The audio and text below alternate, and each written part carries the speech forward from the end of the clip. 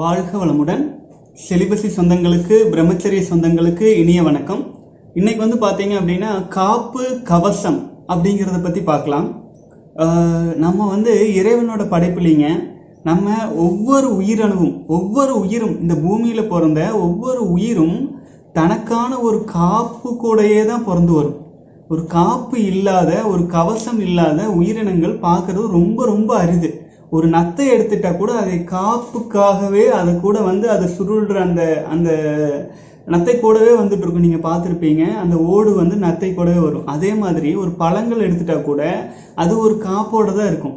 அதே மாதிரியே நம்முடைய உயிரணுக்கள் கூட பல்வேறு காப்புகளோட தான் நம்ம லட்சக்கணக்கான உயிரணுக்கள் நம்மக்கிட்ட இருக்கு.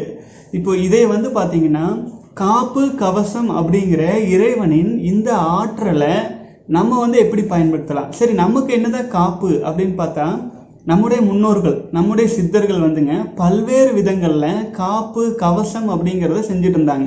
இப்ப கந்த சஷ்டி கவசம் அப்படின்ட்டு நம்ம பார்த்தோம் அப்படின்னா அந்த பாட்டே இருக்குனாங்க. அந்த பாடல் முழுக்கவே காக்க காக்க கனகவேல் காக்க, அப்புறம் கண்கள் இரண்டையும் கதிர்வேல் காக்க, நாசிகள் தானே முருகவேல் காக்கன்னு இப்படி மாறி மாறி நமக்கு உடலில் உள்ள ஒவ்வொரு பாகங்களையுமே காப்பு போட்டு காப்பு போட்டு காப்பு போட்டு தன்னை சுற்றிலும் ஒரு காப்பு வளையத்தை உருவாக்கி வச்சிருந்தாங்க நம்முடைய தமிழ் முன்னோர்கள். அது நமக்கு ஒரு பாதுகாப்பு அரணாகவும், அது எப்படி ஒரு வார்த்தைகள்ல சொல்றது மூலமா அது நமக்கு பாதுகாப்பு அரணா மாறும் அப்படின்னு கேட்டீங்கன்னா, இதுல ஒரு சயின்ஸ் இருக்கு. பாதி சயின்ஸ் இருக்கும், பாதி யூகத்தினால உங்க அறிவுக்கே விளங்கும். நான் சொல்றது கேட்டீங்கன்னா, அதாவது நம்ம நம்முடைய மூலம் அப்படின்னு யோசிச்சு பார்த்தா என்னவா இருக்கும்? நம்முடைய மூலம், நம்ம எங்கிருந்து வந்தோம்? முதலில் தாயிடம் இருந்து வெளியில் வந்தோம் நமக்கு தெரிஞ்சு. அதற்கு முன்பாக நம் தந்தையின் உயிரணுவிலிருந்து விந்தணுவிலிருந்து தாய்க்குள் வந்தோம். அதற்கு முன்பாக நம் தந்தையாக, அதற்கு முன்பாக நம் முன்னோராக, இப்படியே போயிட்டே இருந்தோம் அப்படின்னா அதனோட முடிவு கடைசியில் ஒற்றை செல் உயிரினங்கள் வரைக்கும் போயிடும். அதற்கு முன்னால் போகும்போது ஒரு சூன்ய நிலை, அது வரைக்கும் போயிடும். அந்த சூன்ய நிலையை தான் சிவநிலை அப்படின்னு சொல்றது. ஆதியும் அது நம்முடைய முடிவு கடைசியில எண்டும் ஒன்றுமற்ற அந்த சூன்ய நிலையில போய் முடியும். அந்த ஆதியும் அந்தமும் அற்ற அந்த நிலையை தான் சிவநிலைன்னு சொல்றோம். சரி, இப்போ நம்ம ஆன்மீக அந்த டெப்த் டாபிக்குள்ள போறதுக்கு முன்னாடி இப்போ காப்பு கவசத்துக்கு வர்றது அப்படின்னா, அந்த மாதிரி சிவநிலையானது தன்னைத்தானே கொஞ்சம் கொஞ்சமா சக்தியாக மாற்றிக்கொண்டு இத்தனை உயிரினங்களா நம்ம வந்திருக்கோம். இப்ப நமக்கு காப்புங்கிறது தந்தையார் இருக்கும் வரை தன்னை சுற்றிய ஒரு கவசம், அந்த உயிரணுவை சுற்றிய ஒரு கவசம். அதே மாதிரியே தாயிடம் வந்த போதும் பனிக்குடம் போன்ற ஒரு கவசம். அதன் பிறகு நம்ம பூமியில வரும்பொழுது நமக்கு என்ன கவசம் அப்படின்னு பாத்தீங்கன்னா, நம்முடைய காந்த ஆற்றல், நம்முடைய காந்த சக்தி தான் நம்முடைய கவசம். இப்போ அறிவியல் கருவிகள் சில எல்லாம் வந்திருக்கு. அது பார்த்தீங்கன்னா, நம்மை சுற்றி ஒரு 3 அடி வரை ஒரு காந்த களம் இருப்பதாக, ஒரு ஆறா இருப்பதாக அது படம் பிடிக்குது. ஒவ்வொருக்கிட்டையும் நம்மக்கிட்ட எவ்வளவு காந்த சக்தி இருக்கு அப்படின்னு உணர்றதுக்கு.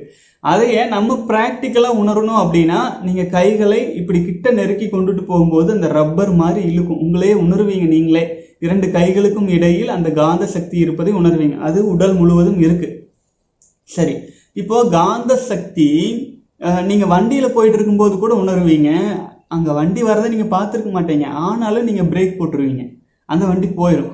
இந்த மாதிரி நம்முடைய காந்த ஆற்றல் வான் காந்தத்தோடு கலந்துருக்கு.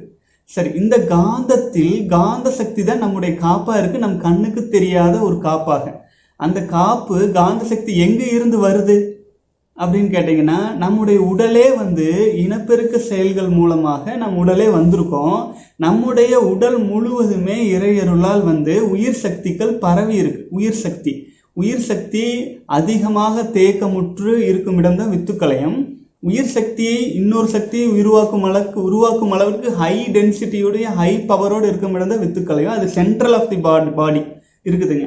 உடல் முழுவதுமே அந்த உயிர் சக்தி இருக்கு. அது தன்னைத்தானே சுழலும் போது ஒரு அலை வரும். எந்த ஒரு பொருளுமே, எந்த ஒரு அணுவுமே தன்னைத்தானே சுழலும். அறிவியல் படி அந்த சுற்றும் அலையானது ஒரு காந்தத்தை உருவாக்கும். அந்த காந்த அலைகள் தான் நம் உடல் முழுவதும் பரவி வெளியில வருது. அந்த உருவாகும் அந்த காந்தம் தான் மனமாகவும் வருது. உருவாகும் அதே காந்தம் தான் நம் கண்கள் மூலமாக போகும்போது பார்வையாக வருது. காது மூலமா கேட்கும் சக்தியாக, நாக்கு மூலமா உணரும் சக்தியாக. சரி, இப்போ நம்மை சுற்றிய ஒரு காந்த களத்திற்கு நம்ம வந்து ஒரு ஆக்டிவிட்டி கொடுக்கணும் அப்படின்னா, நம்மை சுற்றி இருக்கும் ஒரு காந்த களத்திற்கு நம்ம வந்து ஒரு செயலை பதிய வைக்கணும் அப்படின்னா, அது அந்த பதிய வைக்கும் பதிவானது காப்பு அப்படிங்கிற விஷயத்துல ஒரு கந்த சஷ்டி கவசம் மாதிரி. இப்ப பல்வேறு யோகிகளும் ஞானிகளும் ஒரு விஷயத்தை ஆரம்பிக்கிறதுக்கு முன்னாடி காப்பு போடுவாங்க. அது எப்படி போடுவாங்க அப்படின்னா, மூல பரம்பொருளே முத்தமிழ் ரத்தினமே சால கவசம் நீ காக்க அப்படின்ட்டு ஒவ்வொரு கடவுளுக்குமே நம்முடைய பாரத பண்பாட்டுல ஒரு காப்பு வைப்பாங்க. அந்த காப்பு என்னன்னா, நம்ம ஒரு காப்பு போடும் பொழுது, இது கொஞ்சம் 2-3 தடவை கூட கேளுங்க புரியலைன்னா, நான் வந்து ஒரு கண்கள்ல ஒரு விஷயத்த பாக்குறேன் அப்படின்னா அது என்ன ஆகுனா, ஒரு மாட்டை பாக்குறேன்னா அது வந்து மாடானது கண்களில் சின்ன கொசுவை விட ஒரு சின்ன புள்ளியா கண்களை தெரியும் ஆச்சுங்களா. மாடு பெருசுதான், நம்ம கண்ணுக்குள்ள பதிவாகிறது ஒரு சின்ன கொசு வளரு. அது நம்முடைய காந்த களத்தில் கலந்து வித்து சக்தியில் போய் கலக்கும் பொழுது அது காந்தமா மாதிரி தான் போகும், அத்தச்சோட்டு பொருளா போகாது. அதே மாதிரியே நாம் எண்ணும் ஒவ்வொரு எண்ணங்களும் போய் நம்முடைய காந்த களத்துல கலக்குது. அப்போ அதுதான் வந்து நம்முடைய காந்தமாக வெளியேறுகிறது, நமக்கு காந்தமா வெளியேறுது. நம்முடைய மனதுக்கு என்ன சக்தினா, ஒரு செகண்ட்ல எந்த இடத்துக்கு வேணாலும் போயிட்டு வரும் அளவிற்கான சக்தி இருக்கு. ஆகவே அந்த மனதை இழுத்து பிடிச்சி நம்ம ஒரு காப்பு சொல்றோம் அப்படின்னா, அந்த காப்பு எங்க போய் பதிவாகும், நம்முடைய காந்த களத்துல போய் பதிவாகும். அந்த காந்த களம் நம்மை சுற்றிய காந்த களத்தோடு கலந்து கொள்ளும். அவ்வாறு கலந்து கொள்ளும் காந்த களமானது நமக்கு பாதிப்புகள் வரும் பொழுது வராமல் வருவதற்கு முன்பாகவே நமக்கு வந்து ஒரு பாதுகாப்பு அரணாக செயல்படும். அதுதான் வந்து பாத்தீங்க அப்படின்னா லக்ஷ்மண ரேகைன்னு சொல்லி ஒரு காப்பு போடுவாங்க. போர்க்களத்துக்கு போகும்போது கவசம் தான் போட்டுட்டு போவாங்க, எல்லாம் ஒரு பாதுகாப்புக்காக. இப்போ நான் சொல்லி கொடுக்குற இந்த காப்பு வந்து ஏற்கனவே வேதாத்திரி மகரிஷி அப்படிங்கிற என்னுடைய குருநாதரால் பல்வேறு ஆராய்ச்சி செஞ்சு வடிவமைக்கப்பட்ட காப்பு. இதை வந்து நான் எந்த விதத்திலையுமே வந்து மோடிஃபை செய்ய விரும்பல, ஏன்னா இது மிக சிறப்பா இருக்கு. அதை மாற்றம் செய்வதற்கான தேவையும் இல்லை. அது அருமையான காப்பு. எந்த ஒரு சூழ்நிலையிலும் எந்த ஒரு காரியத்தை துவங்கும் போதும் எந்த ஜாதி மத இனத்தவராக இருந்தாலும் பொதுவாக இருக்கும் இந்த காப்பை நம்ம பயன்படுத்திட்டு நம்ம செய்யும் பொழுது, நாம் எண்ணும் பொழுது அது நம் காந்தத்தில் கலக்கும். நம் காந்த களத்தில் கலக்கும் போது அது உடல் முழுவதும் விரிஞ்சிருக்கும். நம்மளை மாதிரி வித்து சக்தியை காப்பாத்திட்டு இருக்கும் யோகிகளுக்கு வந்து காந்த களம் ரொம்ப அதிகம், ரொம்ப பெரிதா பரவும். அப்போதான் நம்ம காந்த களம் பரவ வான்காந்தத்திலும் கலந்துக்கும். அப்போ நமக்கு சுத்தி ஒரு காப்பு போடும் பொழுது நமக்கு எந்த பாதிப்புமே இல்லாமல், இப்ப பாத்தீங்கன்னா 1/2 மணி நேரத்துக்கு முன்னாடி நம்ம அங்க இருப்போம், ஆனா 1/2 மணி நேரத்துக்கு முன்னாடி கிளம்பி இங்க வந்திருப்போம். ஆனா அந்த இடத்துல மிகப்பெரிய ஆக்சிடென்ட்டோ ஒரு குண்டு வெடிப்போ ஒரு ஏதேனும் ஒரு அசம்பாவிதம் நிகழும். ஆனா 1/2 மணி நேரத்துக்கு முன்னாடியே நம்ம இன்ட்யூஷனுக்கு தெரிஞ்சு நம்ம வெளியில வந்துருவோம். அதுதான் காப்புங்கிறது. காப்பின் வலிமை அப்படிங்கிறது மிகப்பெரியதுங்க. அந்த வலிமையை வந்து வாழ்க்கையில் ஒவ்வொரு மனிதரும் ஒவ்வொரு சூழலில் உணர்ந்திருப்போம். அந்த வலிமையை நமக்கு வலிமையாக்கி கொள்வதற்காக நம் முன்னோர்கள் வந்து கந்த சஷ்டி கவசம் பாடாத நாளே இருந்திருக்காது. அந்த அளவுக்கு ஒரு காப்பு போட்டு வாழ்ந்த மக்கள் நம்ம. அப்புறம் ஒரு செயல் செய்வதற்கு முன்னாலும் திருக்குறள் எடுத்துட்டாலும் கடவுள் வாழ்த்து இருக்கும். எந்த இது எடுத்தாலும் கடவுள் வாழ்த்து இல்லாத ஒரு காப்பு, தன்னைத்தானே ஒரு காப்பு போட்டு தான் நம்ம பண்றோம். இப்ப நம்ம தவம் துவங்கும் பொழுது கூட நான் உங்களுக்கு சொல்லி கொடுத்த தவத்துல பயிற்சியில லோக சுத்தி, தேக சுத்தி, அதுக்கப்புறம் வந்து ஆத்ம சுத்தி செஞ்சுட்டு தான் நம்ம தவத்துல இறங்குறோம். அது ஒரு காப்பு ஆச்சுங்களா, அதுவும் ஒரு காப்பு. அது போக பொதுவாக ஒரு காப்பு வேதாத்திரி மகரிஷி அவர்கள் சொல்லி கொடுத்தது, அதை நான் உங்களுக்கு சொல்லிட்டு அதற்கான ஒரு சிறிய விளக்கத்தை நான் கொடுக்குறேன். அதாவது ஒவ்வொரு மனிதரும் நம்ம இதுதான் சொல்லணும். உங்களுக்கு எந்த கடவுள் பிடிச்சாலும் சரி, அல்லது நான் பொதுவா சொல்றது சொன்னாலும் சரி, அது வந்து உங்களுக்கு பயனளிக்கும் நிச்சயமாக. இது வந்து அருட்பேராற்றல் கருணையினால், அருள் பேராற்றல் கருணையினால். இதுக்கு முன்னாடி வந்து முருகனின் அருள் பேராற்றல்னு சொல்லிக்கலாம், சிவனின் அருள் பேராற்றல்னு சொல்லிக்கலாம், அல்லாவின் அருள் பேராற்றல்னு சொல்லிக்கலாம். அது உங்களோட விருப்பம். ஆனால் எல்லா இறைவனுக்கும் ஒரு பேராற்றல், அருள் பேராற்றல் கருணையினால். அருள் பேராற்றல் கருணைன்னு கூட வேண்டியதில்லை, அருள் பேராற்றல் இரவும் பகலும். ஒரு நாள் இரவு இருக்கு, பகல் இருக்குங்களா, இரவும் பகலும் எல்லா நேரங்களிலும், இரவும் பகலும் எல்லா நேரங்களிலும் எல்லா இடங்களிலும், எந்த இடத்துல நம்ம இருந்தாலும் எல்லா இடங்களிலும் எல்லா தொழில்களிலும், எந்த தொழிலை நம்ம செஞ்சாலும் உறுதுணையாகவும் பாதுகாப்பாகவும் வழி நடத்துவதாகவும் அமையுமாக. இதுதானுங்க அந்த காப்பு. இது நம்ம சொல்லும் போது என்ன ஆகும் தெரியுங்களா, இன்னும் கொஞ்சம் சயின்டிஃபிக்கா போயிடலாம். இந்த மாதிரி ஒரு காப்பை நம்ம சொல்லும் பொழுது நம்ம காந்த களத்துல போய் கலக்குதுங்களா? அப்போ நம்ம காந்த களத்துல போய் கலக்கும் பொழுது நாம் எண்ணும் எண்ணங்கள் எல்லாம் எல்லா பக்கம் போகும். நம்ம திடீர்னு நம்முடைய மனைவியை நினைப்போம், திடீர்னு நம்முடைய பாஸை நினைப்போம், திடீர்னு நம்ம யாரை வேணாலும் நினைப்போம். எந்த ஒரு அலை நம்ம கிட்ட இருந்து போனாலும் அதுக்கு 5 வகையான குணங்கள் இருக்குங்க. அந்த 5 வகையான குணங்கள் நம்ம கிட்ட இருந்து போற அலையானது நம்ம கிட்ட இருக்கிற அனைத்து விஷயங்களையும் எடுத்துட்டு தான் போகுது.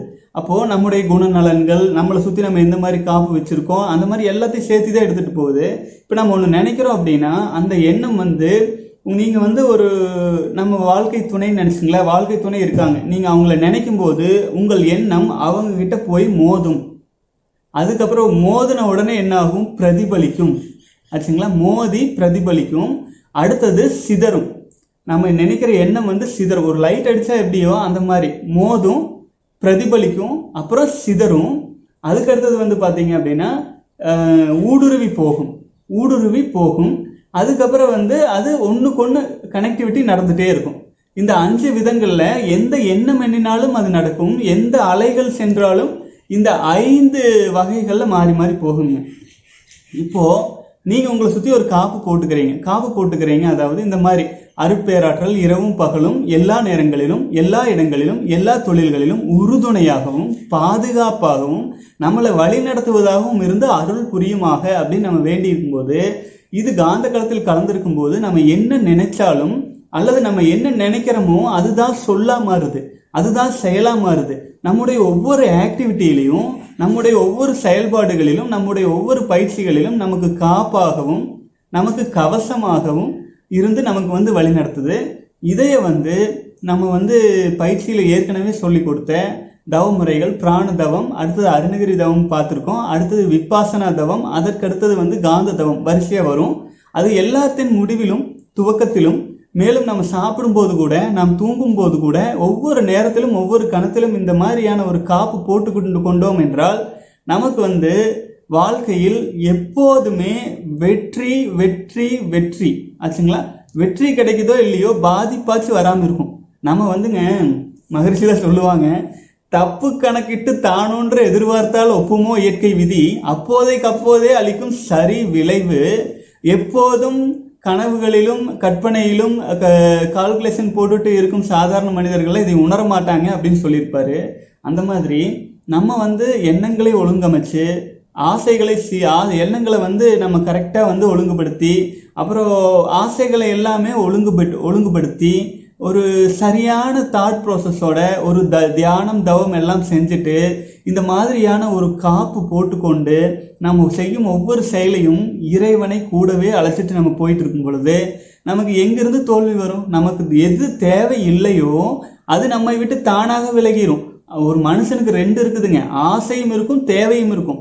தேவைகள் நிறைவேறும், ஆசைகள் நமக்கு தேவை என்றால் மட்டுமே நிறைவேறும். அப்படித்தான் வேணும். ஏன்னு கேட்டீங்கன்னா, நம்ம நினைக்கிற ஆசை திடீர்னு அமெரிக்க அதிபர் ஆயிரோம்னு நினைச்சோன்னு வைங்க, அதுல வர்ற பின்விளைவுகளை பத்தி நமக்கு தெரியாது. திடீர்னு ஒரு பக்கம் குண்டு கூட வெடிச்சிரும் ஆச்சுங்களா? ஆகவே நமக்கு என்ன தேவையோ அது நிச்சயமாக நிறைவேறும். இறைவ நிலையோடையே நம்ம போயிட்டு இருந்தா பாதிப்புகள் நெருங்காது. யார் மூலமாகவும் யார் நம்மை நினைச்சாலும் நம்முடைய உணர்வானது ஒரு காப்பு வளையத்தில் இருக்கிறதுனால முதலில் அந்த காப்பு தான் அவங்க கிட்ட வேலை செய்யும். நமக்கு ஒரு பாதுகாப்பு அரண், ஒரு கம்ப்யூட்டர்ல ஒரு ஆன்டி வைரஸ் இருக்கிற மாதிரி, சேஃப் கார்டு இருக்கிற மாதிரி நமக்கு இந்த காப்பு பெரும் பலனை கொடுக்கும். ஆகவே சகோதரர்களே, நான் இதை பயிற்சியில் முறைப்படி எப்படி சொல்லுவது அப்படிங்கிறதுக்கான பயிற்சி முறையில் வரும்பொழுது நான் அது பிராக்டிக்கலா உங்களுக்கு செஞ்சே காட்டுறேன். ஸோ இது உங்களுக்கு பெரும் பலனை அளிக்கும்னு நம்புறேன். வாழ்க வளமுடன், வாழ்க வளமுடன்.